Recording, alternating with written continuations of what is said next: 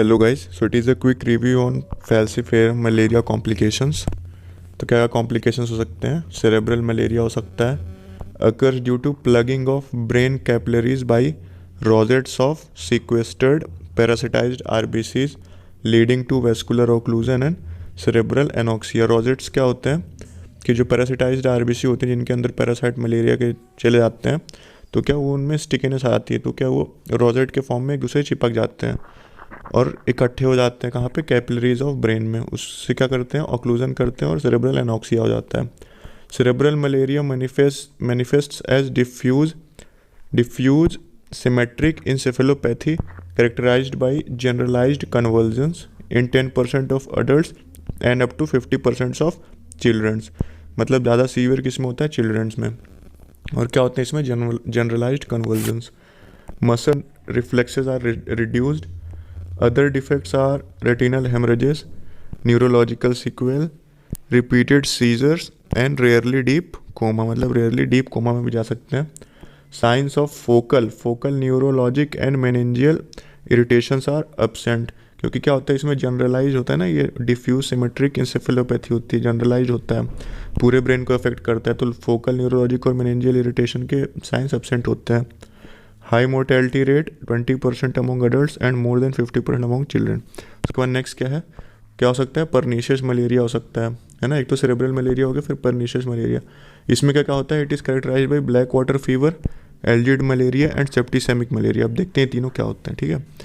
तो अगर किसी को परनीशियस मलेरिया हो गया तो ये तीनों के सिम्टम दिखेंगे।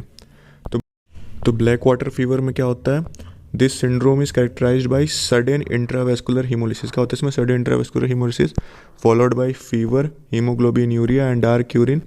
It occurs following quinine treatment to subjects previously infected with falciparum malaria. ठीक है, ब्लैक वाटर फीवर होता है। The precise mechanism is not known. Autoimmune mechanism has been suggested. Antibodies developed against parasitized and quininized RBCs. ठीक है, तो इसमें क्या antibodies पहले डेवलप हो गई होंगी, जब दोबारा हमने क्विनिन दिया तो क्या हो गया? उसमें हीमोलिसिस हो गया। हीमोलिसिस हुआ तो क्या हो जाएगा? यूरिन हमारा क्या हो जाएगा? ब्लैक कलर का हो जाएगा और फीवर होगा। ठीक है, विद सब्सिक्वेंट इन्फेक्शन, है ना, जब हमने दोबारा जब इन्फेक्शन हुआ पैरासाइट का और फिर हम क्विनिन ट्रीटमेंट देते हैं तो क्या होता है? There is immune complex formation followed by complement mediated massive destruction of both parasitized and non parasitized RBC. तो वही उसको ब्लैक वाटर फीवर बोल दिया। उसका नेक्स्ट क्या है?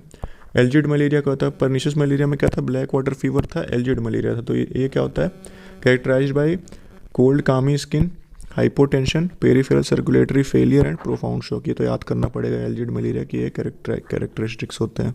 और फिर क्या था? तीसरा क्या था उसमें परनीशियस मलेरिया में? Septicaemic malaria, characterized by high degree of prostration. ठीक है, प्रोस्ट्रेशन मतलब बेसिकली लिथार्जी। ठीक है, high grade fever with dissemination of the parasite to various organs leading to multi organ failure. ठीक है, ये इंपॉर्टेंट है सेप्टिसेमिक मलेरिया में। ठीक है, उसके बाद नेक्स्ट क्या है? और क्या क्या कॉम्प्लिकेशंस हो सकते हैं?